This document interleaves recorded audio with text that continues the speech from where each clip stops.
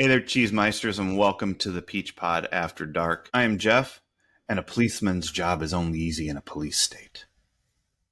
And joining me on the other end of the internet, my cuz-host. I'm Leslie, and I didn't recognize you. You should watch the candy bars. It's either the candy bars or the booze. Or the hooch. Or the hooch. Love hooch. This week, Cheesemeisters, we are watching Touch of Evil, the 1958 kill your directing career film noir masterpiece, directed by Orson Welles, starring Orson Welles, Charlton Heston, Janet Leigh. Almost everybody from Perry Mason is kind of in this movie. We are watching this in conjunction with season 2, episode 27, Mexican Standoff, because this movie takes place at the U.S.-Mexico border, and there's something to be said for the ease with which people crossed that border in 1958 with as compared to what Brenda's able to do in 1991. Okay, I need to just step in right there because while I was watching this, obviously in the first 5 minutes, the first couple minutes, you see the ease with which they're just going back and forth. And people are walking it. And I went, was that really a thing? My guess is yeah. Because this isn't a science fiction movie. Like, it's not a fantasy world. It's based in, the reality of 1958. But yeah, no, I mean, they did have to go at least once and say what their name was or something. But, usually when you see border crossings happening, people have to climb every mountain or stay in their car for an hour. Right. Or have their driver's license that was stolen at the Peach Pit, which they don't. But this was it was almost like it was one town with a line down the middle. Mm-hmm. In one of my favorite episodes of The Simpsons, The Lemon of Troy, I think I've talked about this at least once before. The kids from Shelbyville steal the lemon tree from Springfield. Oh, yes. And so the kids, Bart and Milhouse and Nelson and Martin, they plan this infiltration of Shelbyville, right? Like, they're standing at the town line and they're like, we're going to cross this barrier and we will be men and whatever, like all this drama. And they're getting ready to go across, and they take that step into adulthood, into this adventure across the line. And then the camera pulls back and there are other kids like flying kites and throwing Frisbees and running back and forth across this imaginary line. That's what I feel like this border is in this town. Like, it's there. And the only way you're on either side of it is if someone says, we're in your city now. Yeah. So yeah, this is exactly like the divide between Springfield and Shelbyville, except for I don't think that that one side of that line was founded in order to marry your attractive cousins, which is one of the things that Shelbyville wanted to do, and Springfield was like, what? Why would we want to marry our cousins? Oh, because my they're God. so attractive. It's old. Yeah. Well, you know what? It's because it's the Springfielders telling the history of the split.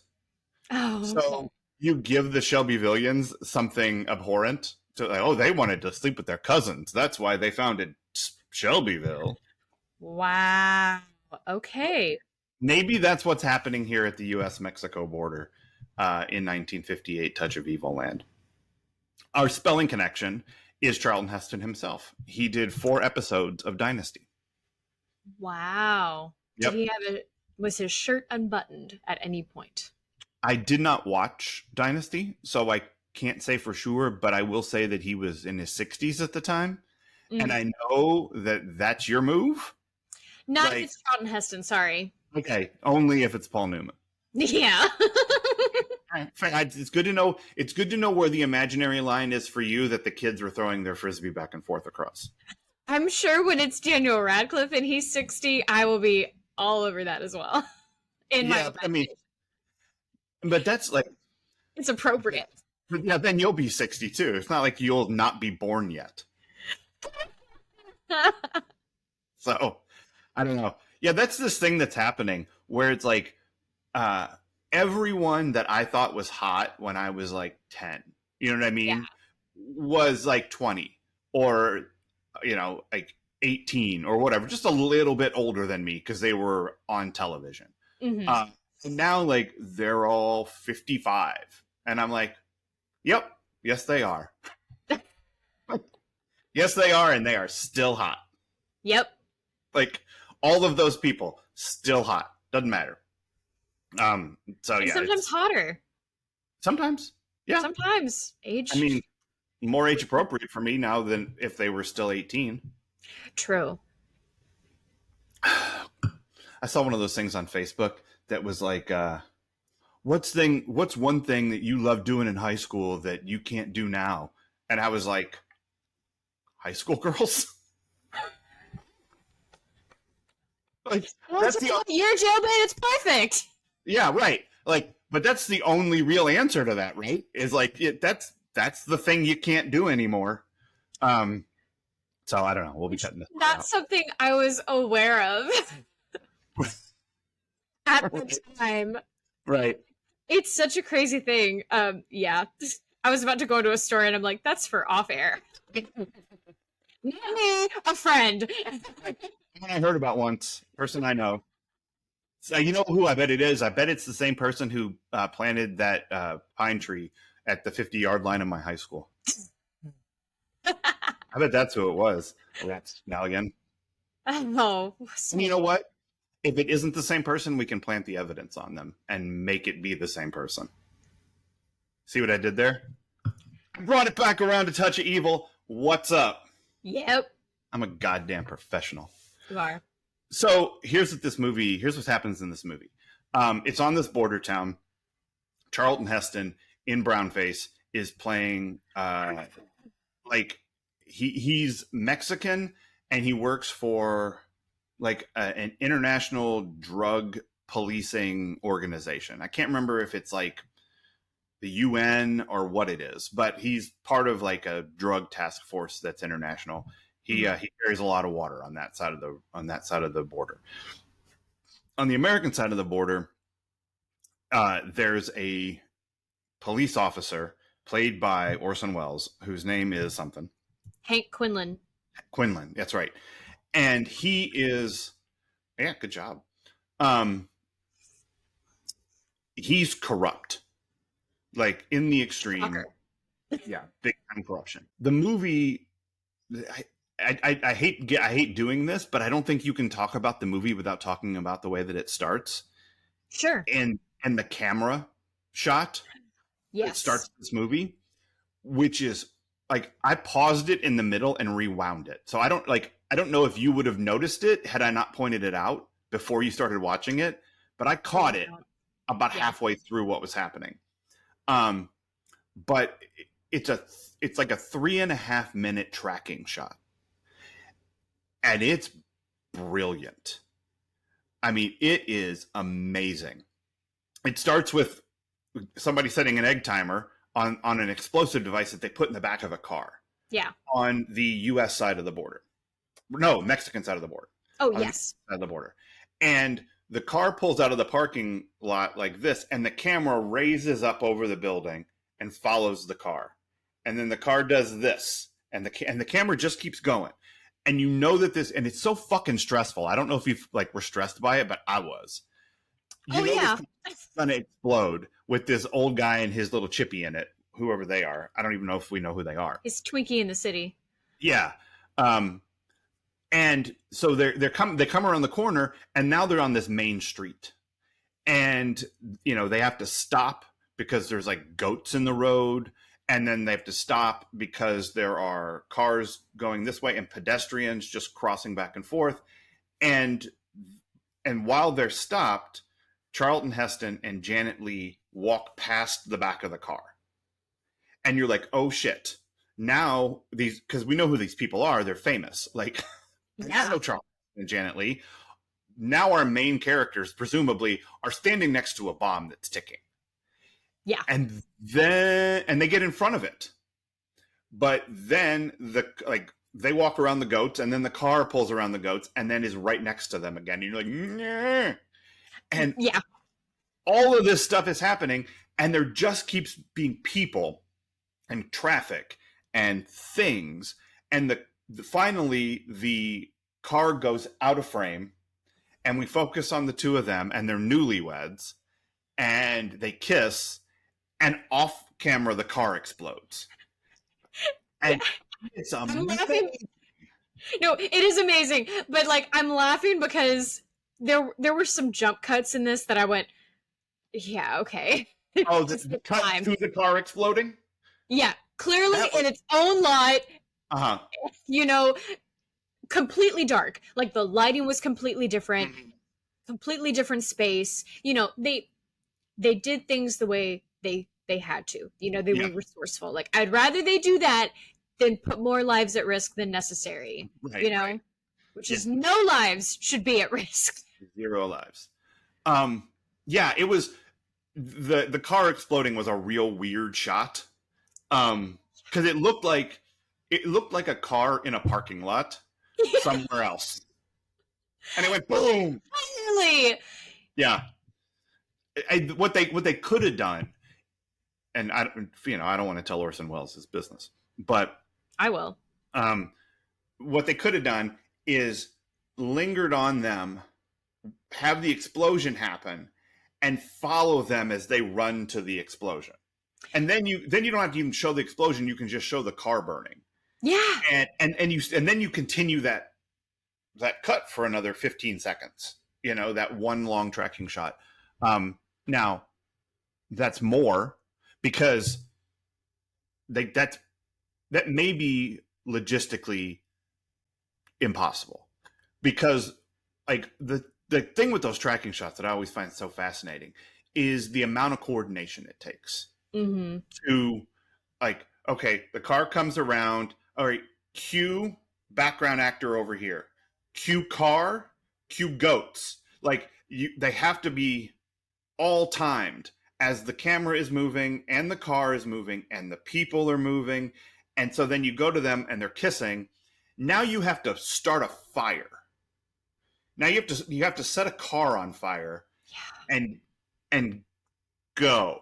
Like that may be too difficult in a practical effects world. Mm-hmm. You can do it now where like the fire doesn't even have to be real, and neither does the street or the goats. But in this case where everything's a real physical thing, that might have been too difficult. Yeah. So, all right.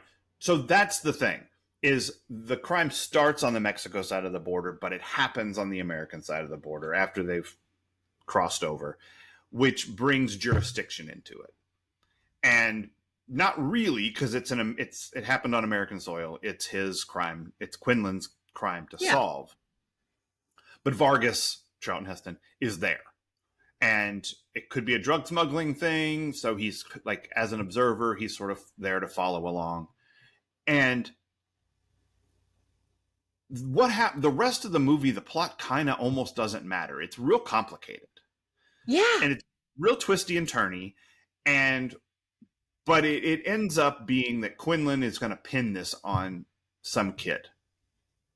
And, but the kid that he wants to pin it on is connected to a drug cartel in Mexico that has it out for Vargas.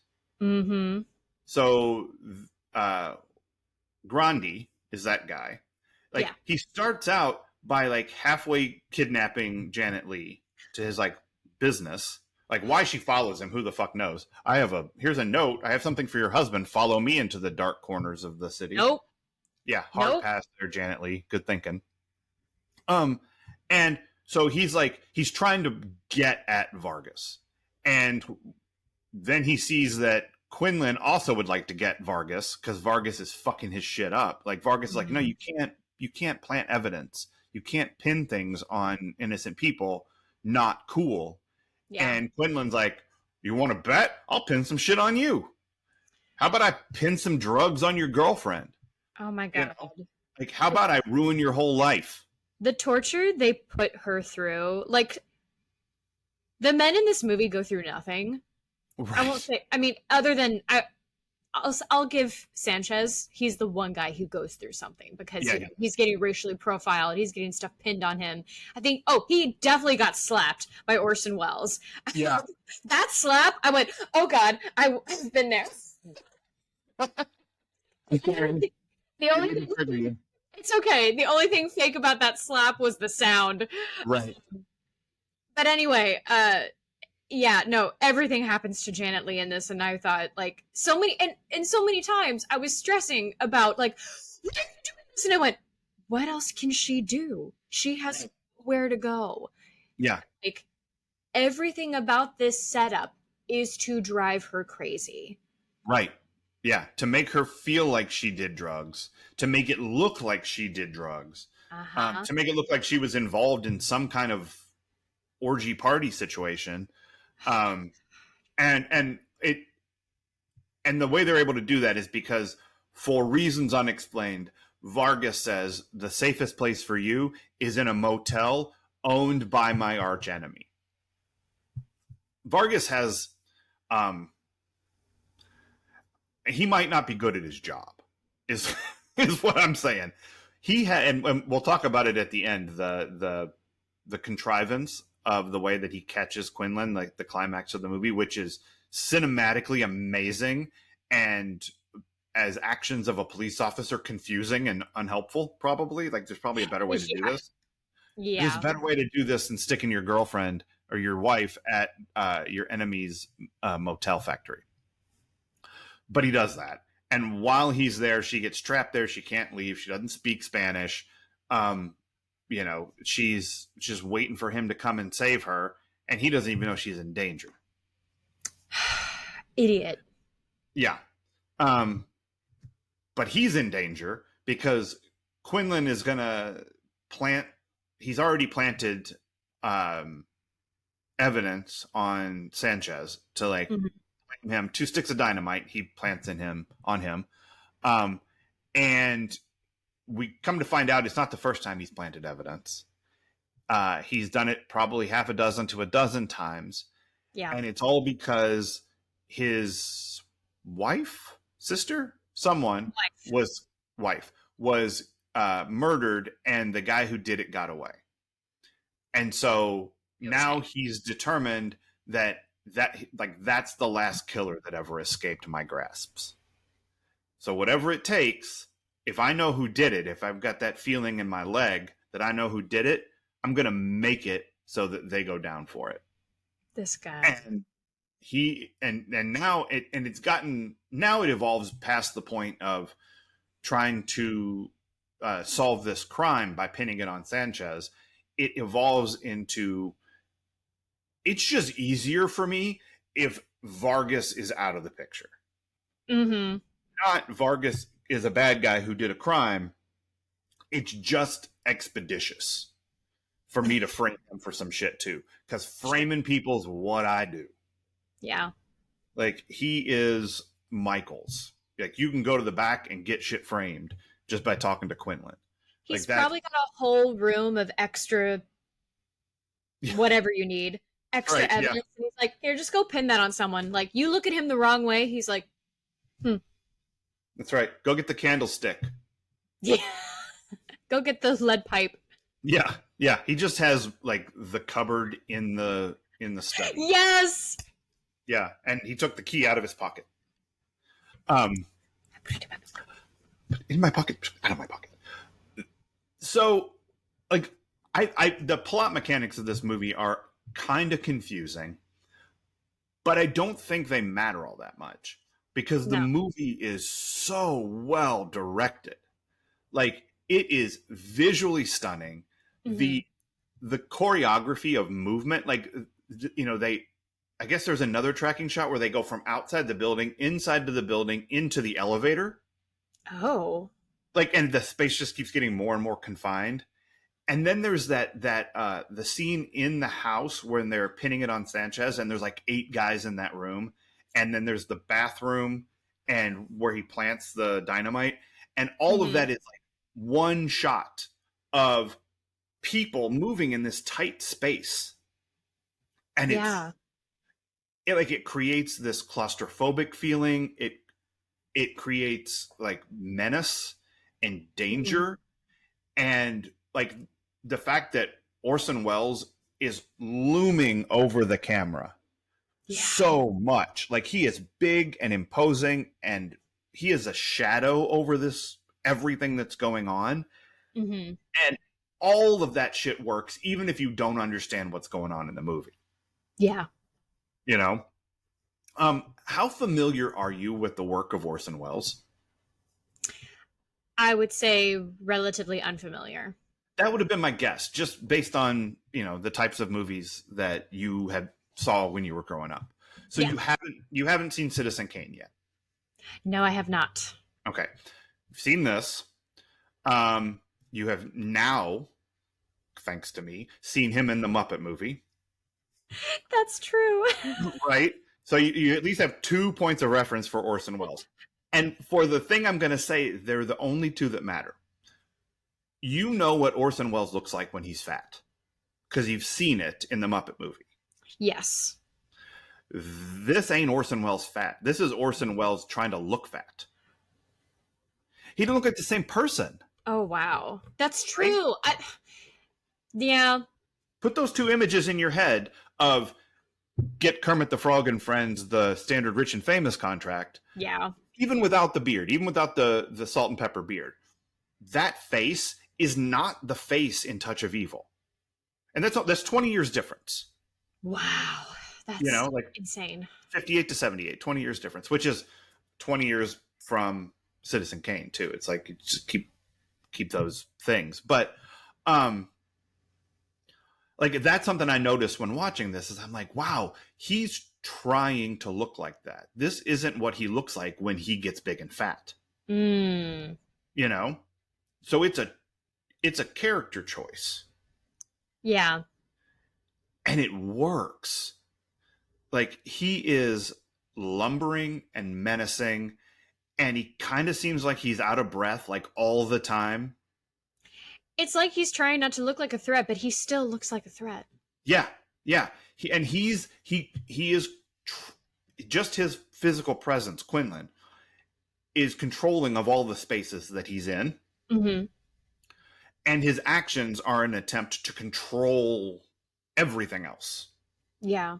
Right? Like, I can't control the legal process unless I plant the dynamite on Sanchez. I can't make sure that works unless I can get rid of Vargas, unless I can control that and move it over there and get it out of my way. Keep him on his side of the border.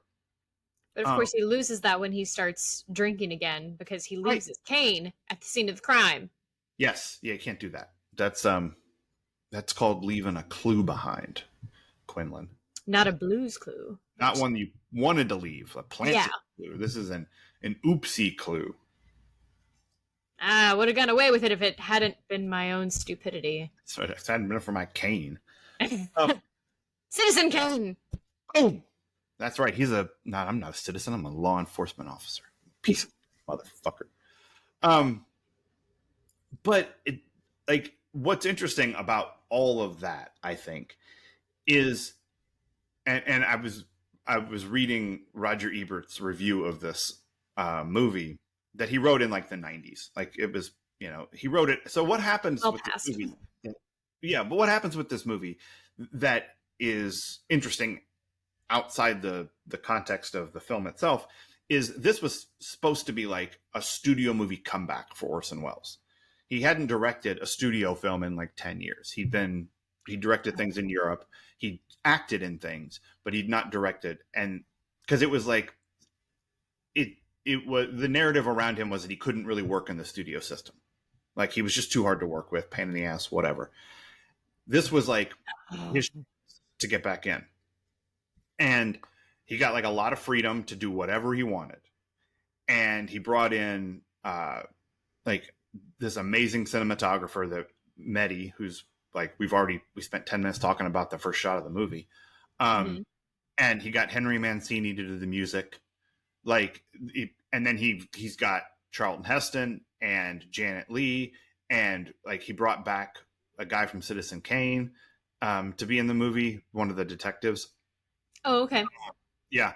And like he stacked it up and he delivered a visual masterpiece. And then the studio edited it in a way he didn't want and put it out there. And it was not, it didn't work. It wasn't popular. It lost money. This was the last studio movie he ever made as a director. Again, he went to Europe, did some things over there, but he wasn't able to direct a studio picture ever again. And this is fucking Orson Welles who did Citizen fucking Kane. Yeah. So, like, he is, as a director, someone who wants control. He wants to be able to control all of the pieces of what's being put on screen. Yeah. And so it's hard not to see Quinlan as a mirror of Kane himself. You know, Yeah. the character as the cop is very much Wells as a director. Mm-hmm. And in the end, they both die. I mean, his career is killed and Quinlan is killed because you can't control all this shit. No. Like one job should not, or one title should not mean you do so many other things. This is my problem with, a lot of the few like things I've worked on in the last few years is that directors take on too much shit. Yeah. And then they take it out on the actors or the crew when it's, well, you have the ability to get more money. You can write for grants or apply for grants or also go to the producers and say, like, we need more people. Right. It's a village. It's not meant to be one person. Right. And what I would recommend is not listening to the latest season of The Big Picture. Hold on. Oh, dear. I have to look up the name of the podcast because Ben Mankiewicz does 2 podcasts and I just get the names of them confused. Oh, okay. Is everything I said wrong? No. Oh, The Plot Thickens is this one. Talking Pictures. Like Talking Pictures, he just interviews filmmakers about making movies and stuff. The Plot Thickens, he goes like a whole season deep dive into one thing. And the last season was about John Ford as a director. Okay. And you would not like working on a John Ford picture. Probably not. Not from because of, and I feel like you would not enjoy listening to the description of working on a John Ford picture. Definitely not right now. But also just in light of what you were just saying about like directors being overly controlling and, potentially abusive, and that was a John Ford picture. Yeah. There were things, director aside, there were things in this movie that I kept having to remind myself, like, it is a reflection of the time. Like, sure. Ease up. Right. It's bothersome, but again, that's not the big picture. So like, if I don't seem like fully sold on the movie, that's why, because I kept getting distracted by things that are bothersome. But again, like, overall, like, enjoyed it as a film noir. I can see where it is visually stunning. I was also kind of distracted at times though with how hard it was to see, but I think that's part of it, It's part of the mystery. Because it was like too dark and in shadow. Yeah. Yeah. I loved that because that looks like film noir. Like the play of light and shadow and people moving in and out of darkness is like, that's the aesthetic of a film noir. And when it's done well and you just go, dude, that's really cool looking, you get sucked into it. And then you sometimes you don't even notice it. And then when you do catch it, you're like, ooh, so I like that. But I could see where, like, if you're like, God damn it, it's not quite what was the episode of Game of Thrones where you couldn't see literally. Oh, Battle of Winterfell. Okay, funnily enough, that did not bother me like it bothered everyone else. Couldn't see a fucking thing. I had no idea what was happening. I was like, this is okay. I mean, I guess. I mean, it was a huge working. it was a huge error on their part because they clearly banked on everyone having the same kind of TV. But that's just one of many issues with that final season, Yeah, and not my biggest problem. right. No, I think the reason the lighting in this bothered me was because, like, you've affirmed for me, I'm not crazy. There are confusing elements to this. I'm banging the table very gently. I'm knocking it. There are confusing elements to this story, and I always think it's my fault. I'm like, oh, I just don't get it. Yeah, no, it's interesting. There was a uh, Peter Bogdanovich, the director, Mhm. loved Orson Welles and did interviews with him and got to know him and all these things. And he did this. I don't remember, it was like a 5-part series or something, but there was a conversation they were having about Touch of Evil. And one of the things he said to him was, "This movie. One of the reasons I love this movie is because I watched it 5 times before I had any idea what was happening in the story." Makes Like, sense. and Wells was like, "Well, that doesn't speak too well of the story." And he's like, "No, it's just I didn't notice it because I was enraptured by the way it looked and the way it sounded and like the movie of it. He was so Yeah. drawn into, but it was like five. It was, it's the Coen Brothers thing where you're like, I don't even know what I just watched, but I think that was awesome. You know what I mean? And then you just have to sort of watch it more. So it's not you, definitely not you. Okay. I mean, in a world where rewatching is kind of treated like it's a negative quality, Mm-hmm. I think we I think we need to embrace rewatching things because you do learn something new each time. You catch Yeah, something new, you pay more attention and you see more, like, not everything can be fan service and make it obvious. Like, yeah, look at this thing. And yeah. yes, the internet makes it a little easier to like not have to rewatch things, but that takes the fun out of it. I don't know. Right. I Well, yeah. I like, yeah, I love rewatching things. Well, I mean, this was a rewatch for me, Mhm. but only like my second time. I saw it. I don't even know when, 20, 30 years. I'm pretty sure I lived in Chicago, so it's been in the last 25 years I watched it. Okay. Not, I didn't watch this when I was in high school or college. I watched it since then. But I didn't really remember it. I just was like, oh, this is an Orson Welles movie. And, Orson Welles is supposed to be awesome. So let me watch this movie. Yeah. And I didn't remember much about it. I actually, the visual in my head, I'm pretty sure is actually a visual from the movie Chinatown. Like, the thing I was like, the picture in my head about this movie was just a shot from Chinatown with Charlton Heston's face over the top of Jack Nicholson's. I'm pretty sure that's what happened in my brain. Wow. Yeah. But so watching it a second time, I I'm pretty sure I didn't notice that tracking shot the first time I watched it. Sure. But it caught me in the middle of this time and I rewound it and I'm like, God, that's cool. Like, and you just see things the second time. And, we just did Almost Famous. My opinion on that movie changed completely in the 25 years between watching it and watching it this time. Yeah. Or however long it was. I'm so happy that happened. Yeah, me too. So the rewatch can be, and I mean, the number of times I've seen The Big Lebowski. Come on now. I have that with things I've reread.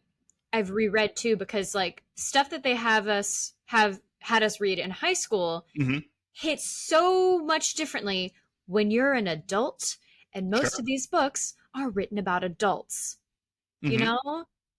Yep. Like Great Gatsby was a big one for me because I thought like I don't get why people love this book. And then I reread it and Mm. thought, "Oh, okay, I understand this a bit more now." Like Right.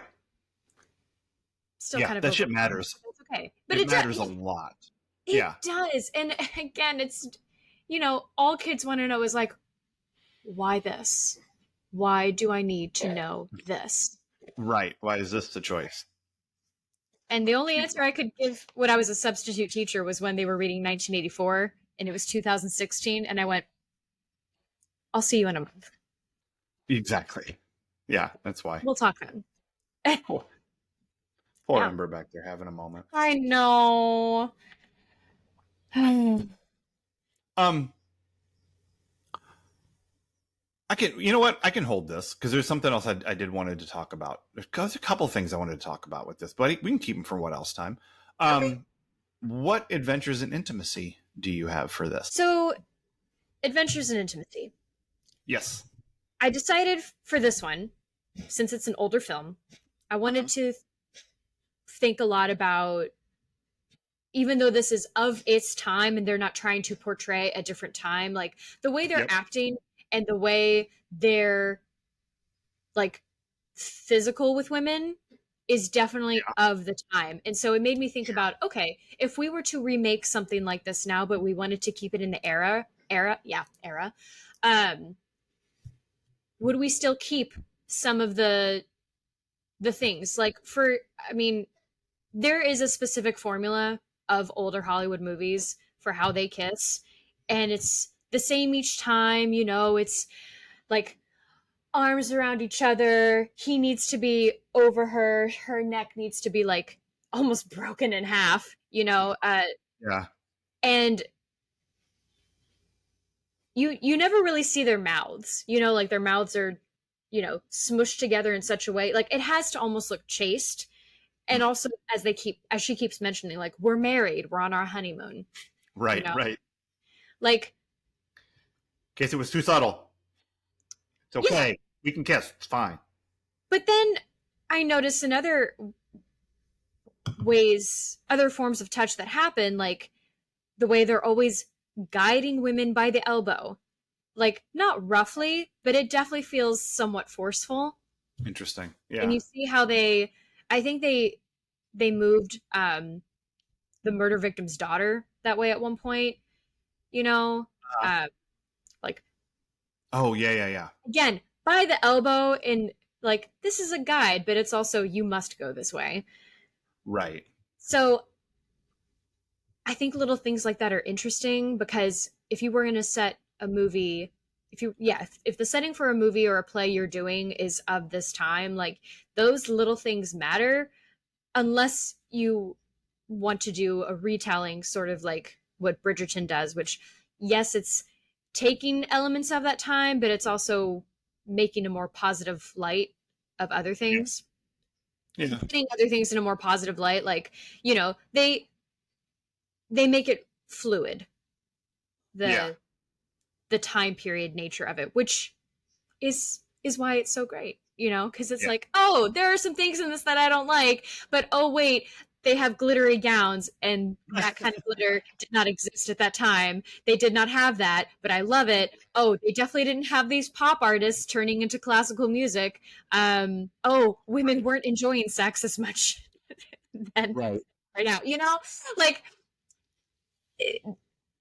I could make fun of the fact that they pick and choose so much, but I'm also okay with it. Like, it's a relaxing show to me. Sure. So that's just something I was thinking about, like how men treat women in other eras is definitely something you need to think of when, choreographing and in a different time. Yeah. Even again, in the smaller moments, like, why I think in an ideal world an IC would just be there all the time, like as part of the design team, Yeah. It just, and not to say that a director can't think of that, but going back to, directors have too many jobs already. Right. Let someone else handle it, Yeah. It's another, it's just another chapter in the story. Mm-hmm. I wonder, because I'm sure it was the director, in conjunction with the cinematographer who mapped it all out. But the physical choreography of movement, especially in that one room scene, the one room interrogation scene where there's all those people moving, like, they had to put a lot of thought into who moves where, when, and how, in order to make that work. So, like, they weren't doing it for the same reasons that you want it to be done, like the way you're looking at it, but they were definitely thinking it through. Well, and I noticed this in the fight choreography too. There's because again, all of this has to be mapped out. But there's still a rawness to it. Like, it probably wasn't rehearsed as much as it would be now. Like I said, with when Orson Welles backhands Sanchez, like, right, he does it in the way. I'm sorry to bring this story up again, people, but it's my life. He does it in the way that my director directed the student to slap me, which is just one fluid motion of the arm. Don't really hit, just mm-hmm. and oh, you happen to strike someone's face in the way. Like, so it does not look like a hard strike, and you hear the sound, which is much worse, and then the actor sells it, but he still definitely got hit. Yeah. Yeah. Now for the other fight scenes and, other moments where there is, I don't even know if I guess in the scene where she's in the hotel room and like 5 guys grab a part of her, like, that would be violent intimacy. So like all of that had to be planned out and mapped. But yeah, it clearly wasn't rehearsed a ton, is what I'm trying to say. Again, there's like a raw realness to it, which they probably wanted at the time, or they, again, just, we learn more and more of how to make art better. Right. Yeah. I mean, it's how they did it. And it's, again, all of it's on purpose. Yeah. Like, they wanted it to look that way. And you could still, again, you could recreate all of that today with it still looking imperfect. Like, not every fight scene is going to look like superheroes fighting, Right. Not everyone, if anything, it shows more character that these people were not perfect fighters. Right. Yeah, true. Or not skilled. Any more intimacy? I have 2 more things. Because again, with that moment in the motel room, which is horrifying, I thought again, like, this is one thing older movies do really well, which is it's more horrifying, the stuff you don't see. Because of course we think one thing has happened, and we find out later that thing hasn't happened, but they've done something else. Right. Which one is worse to you? I'll let you decide. Right. Your choice. I don't understand why I'm laughing at this part, because I feel like I see this shit more when women are fighting and their clothes are getting torn off more and more, and it's like, all right, well, we know what you were trying to do there. But they do that with Charlton Heston when he's fighting. I don't know if it's Quinlan, but he gets in some tussle, and all of a sudden his shirt is just half unbuttoned and the tie is undone. I'm like, who is this for? Who is it for? The ladies. It's like it's this into a 4-quadrant picture. I guess it was. Whereas I like how Janet Leigh became not more covered, but when she's lying on the bed at one point talking to Vargas, she had on, like, I don't know what those were called back then. I guess they're a girdle, but it looks like a silk corset type thing. It didn't look comfortable, but it looked hot. Oh yeah, I was like, I want that. I doubt I would want to take a nap in that though. I forgot to look it up, but again, so that and then she somehow gets into a more like a prairie nightgown. Yep. Well, she's married, so she's got to look, Well, she's married and alone. Gotta, Yep. Gotta make sure she's not giving any guy passing by who might come into the room the wrong idea. Who might be like the creepy guy running the motel. They even say that at one point. They say some real, well, what was she wearing kind of bullshit. Like, well, she went to his place. Right. What she think was going to happen. Yeah, so that's all I've got for Adventures in Intimacy. Heston shirtless, crazy, pointless. Yeah. I won't say pointless. It went from 0 to 100 real quick. Right, but I mean, if that was Fast Eddie, you would have been like, take it off more. So I mean, let's be honest about what we're saying here. You just don't like Charlton Heston. in his shirtlessness. I want it to make sense. I also can't find anyone portraying another race attractive. It's uncomfortable. Oh no, what happened? I don't know. My computer's doing something. Oh no. Apple Music just opened and started playing. Oh. Maybe it thought that I was telling the Apple virtual assistant to do a thing. Nope. But I was not. I wasn't saying that at all. That was what it was. It started playing When the Going Gets Tough, the Tough Get Going by Billy Ocean. Which is awesome. Like normal circumstances, I would really enjoy that. But that was crazy. It said, "Is she done yet?" Right. Shut up. Let's listen to Billy Ocean. We don't want to hear you keep giggling over fast. Everybody likes that. I hope so. I love that we have video of it now because you get like so red. You get like just a little bit embarrassed by it. It's super fun. I can't help it. I wasn't prepared. Yep. For old Paul Newman on my bingo card of things that would delight me. Salad dressing, motherfuckers. Oh.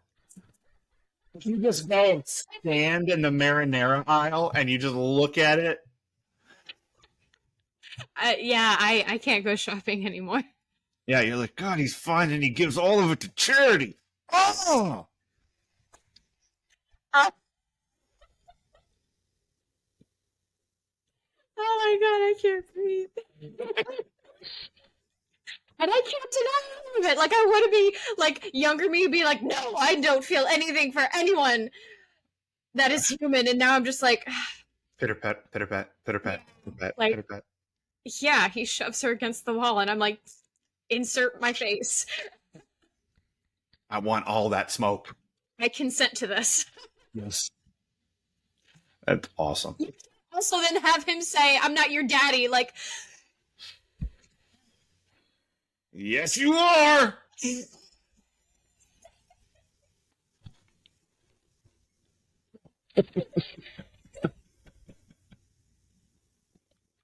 oh my God. Well, my mom and sister will never listen to this episode. I'm going to give it to him for Christmas. Oh my God. My mom would be less terrified than my sister. That's so funny. I think we should definitely make sure that they know about it. All right. Let's pile into the back of the car on the Mexico side of the border and drive across the border into Needle Drop Forest. Hell yeah. So the music in this is Henry Mancini. Ever heard of him? Yeah. How about the theme from Peter Gunn or the Pink Panther? Is that something I might be able to interest you in? What about Moon River, bitches? This is Henry Mancini we're talking about. Oh, these are other things he wrote. Oh, okay. So yeah. Get him on this movie and let him do the music. And this is what you get, and it's great. It's atmospheric. It works really, really well. But here's I gasped earlier when I was Googling a little Henry Mancini. He is a spelling connection because he did the theme music to Hotel. Oh. And he also wrote. It's a spelling show. He also wrote the love theme to Romeo and Juliet. Not Romeo plus Juliet equals loud, but Romeo and Juliet. Zeffirelli? Yeah. Wow. So that's one of the things that I think is interesting about this movie is, and why it's weird that it didn't work, because work like as a hit is like he got great people to be involved in this movie.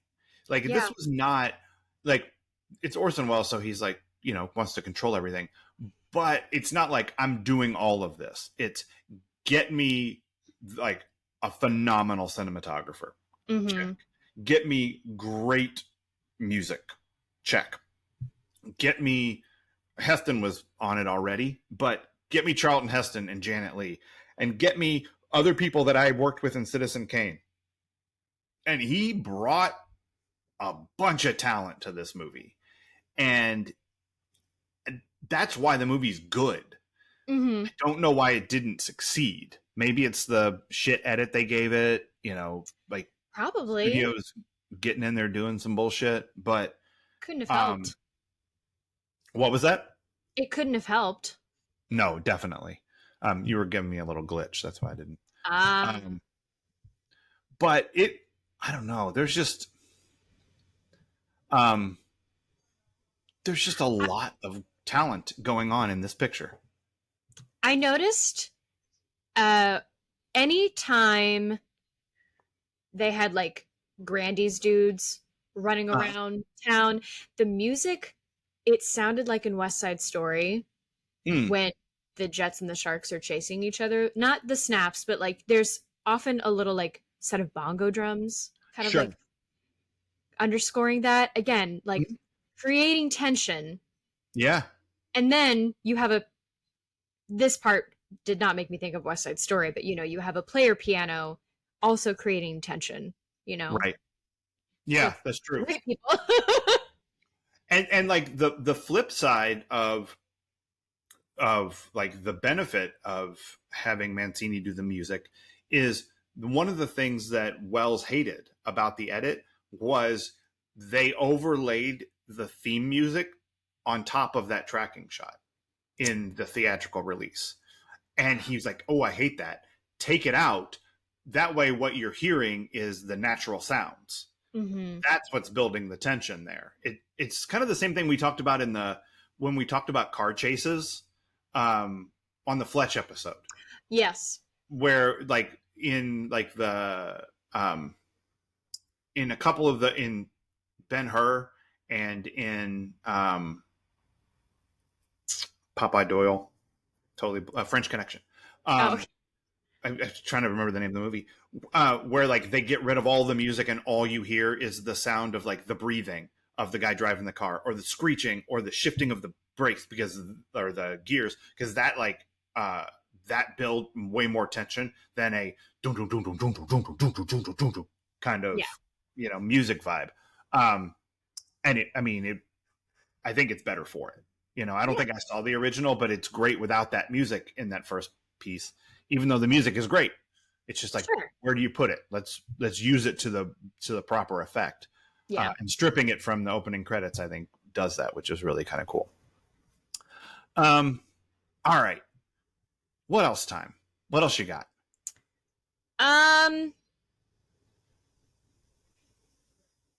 Feel like this might be my first time seeing Marlene Dietrich in a film.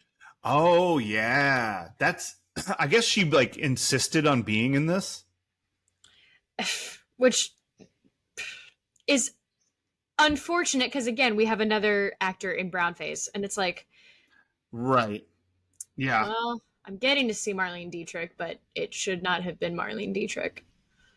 Yeah, but that is interesting that she insisted on being in this. Yeah, and she's like that is a star level name in a very off to the side performance. Mm-hmm. Like she plays a very small part in the movie. Yeah, she does. Yeah, but she's great in it. Another embarrassment of riches person. Speaking of weird stuff that she says, and question for you, because she shows up at the very end, and sees all of this, and then is leaving. Yeah. But she says he did this because he loves the cop or something. And I was like, wait a minute. I'll look at the yeah. I know what you're talking about. I just don't remember what she said. I want to find it. Oh no. I've looked at too many things this morning. Yeah, she said, oh. You got it? Go ahead. Yeah, I got it. You Schwartz. You really liked him, didn't you? Tanya. The cop did. The one who killed him. He loved him. Wait a minute. I'll do that. I love it. There we go. Acting. Yay! But you want me to start with the like last lines of the thing? Well, start with "Isn't somebody." Oh, okay. Isn't somebody gonna come and take him away? Yeah, in just a few minutes. You really liked him, didn't you? The cop did. The one who killed him. He loved him. Well, Hank was a great detective, all right. And a lousy cop. Is that all you have to say for him? He was some kind of man. What does it matter what you say about people? Goodbye, Tanya. Adios. Scene. Boom! Nailed it. You know what I That's just thought of? a good point. I liked it. I thought of um, David Silver yelling at Brandon over the hot mic about how it doesn't matter what you say about people after they're gone. It's how you treat them when they're here. And I was the worst one, Brandon. Yeah. He was my best friend, and I dropped him because he wasn't cool like you or Kelly or Steve. See, and I took it a different way. I went. The cop did. The one who killed him. He loved him. Was Quinlan gay? No, I don't think that's what they meant. Okay. Because I thought, wait, don't bury that in the very end. Yeah, I didn't take it that way because nothing about their relationship indicated that either. No, just like he kind. I think their relationship was the cop who killed him. Like he's the one who got he found all the murder weapons that Quinlan planted. Mm-hmm. And he didn't realize he planted them because he was he looked up to him so much. Got it. Okay. Yeah. Yep. But it isn't, I mean, it's an interesting to give her the end of the movie too. From the character's point of view, why is she here? Well, and her voice, this was clearly done in post, but sure. It sounded super feminine, more feminine than you associate with Marlene Dietrich. Because I think she has a lower, and she also dressed more masculine for the time. But you just hear her going, Hank, and I'm like, right, Susan, what are you doing coming for Hank? What? Right, yeah. No, I get it. Yeah. Okay. So the things that I think are interesting about this from the film noir standpoint is that there are two things that they do with this that I think are pretty cool. One, they subvert the border town expectation, the stereotype that you think you're going to get from a movie set at the Mexican border. Mm-hmm.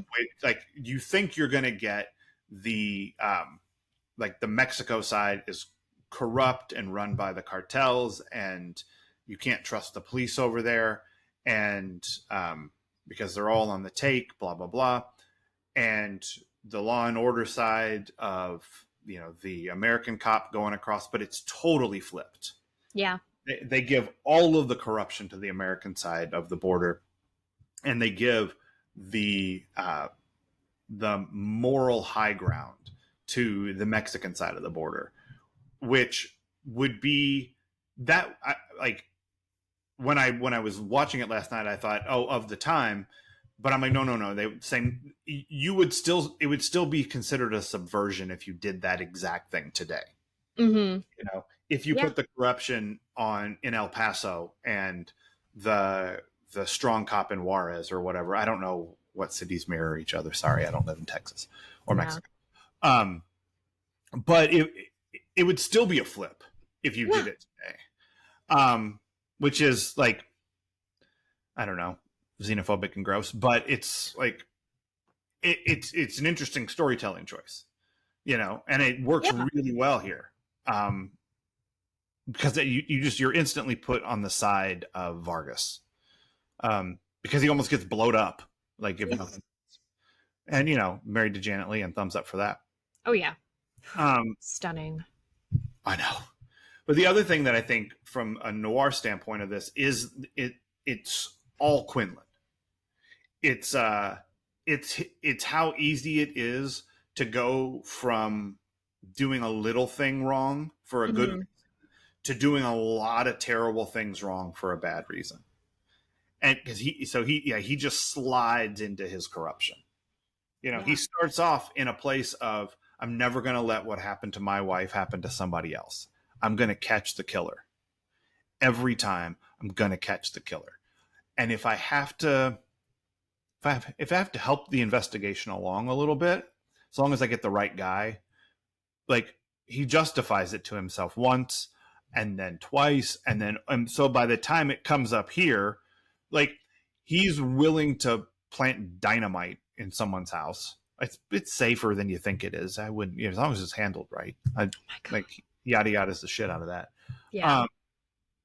To the, hey, Grandy, I'm gonna start drinking again. FYI, thank you. Yeah.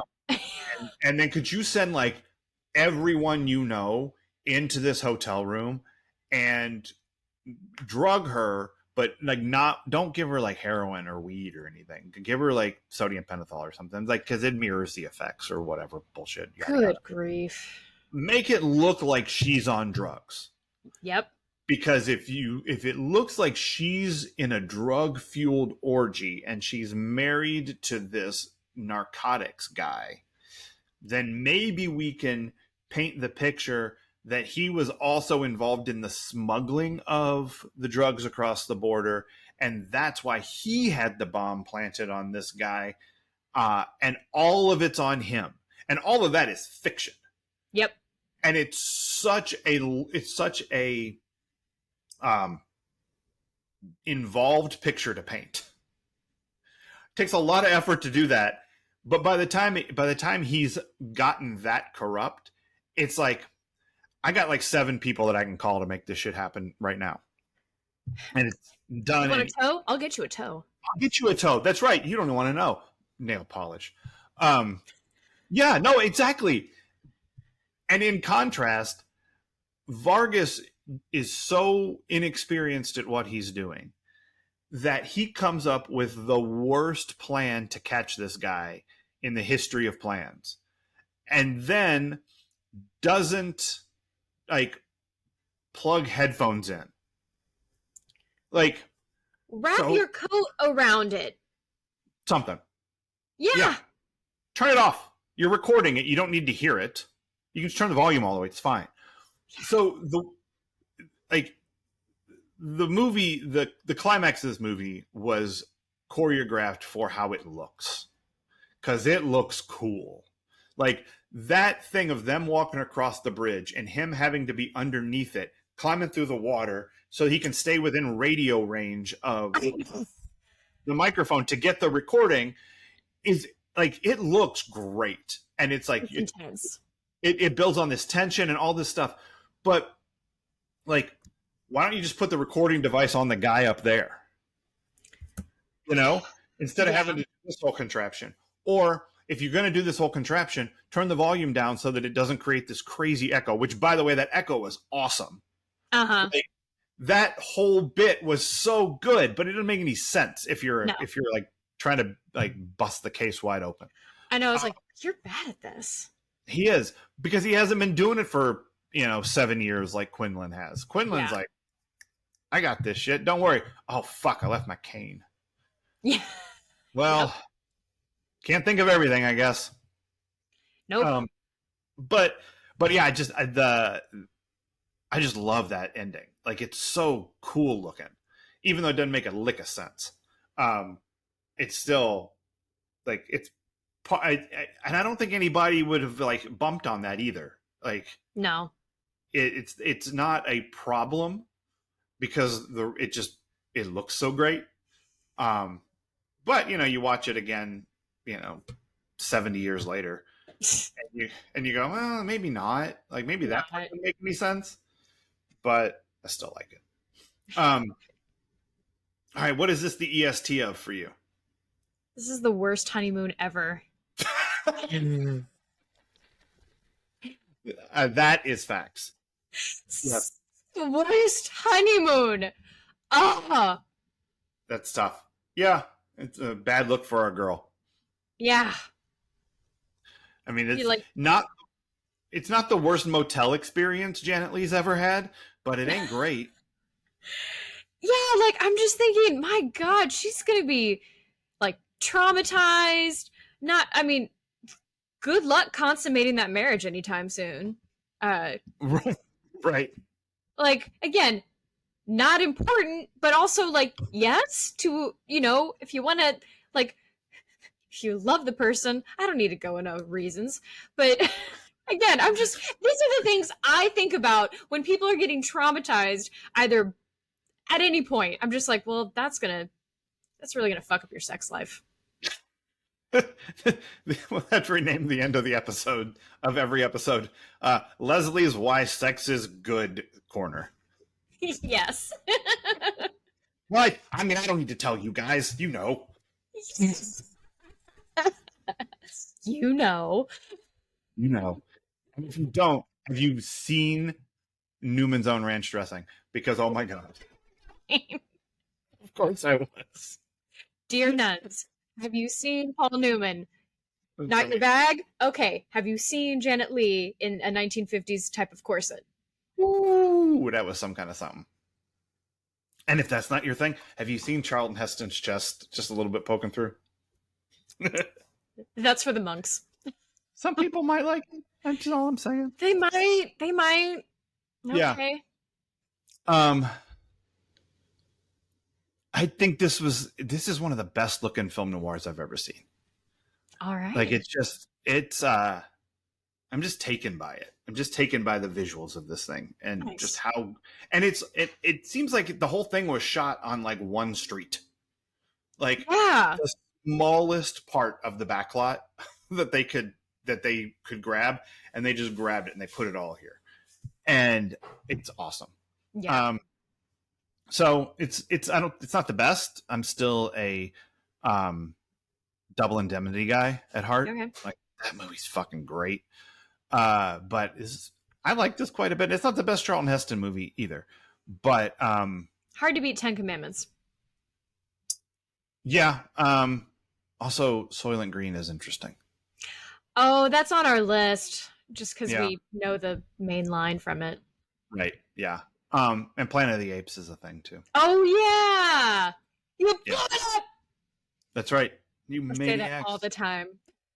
God damn you. Is this anybody's defining role?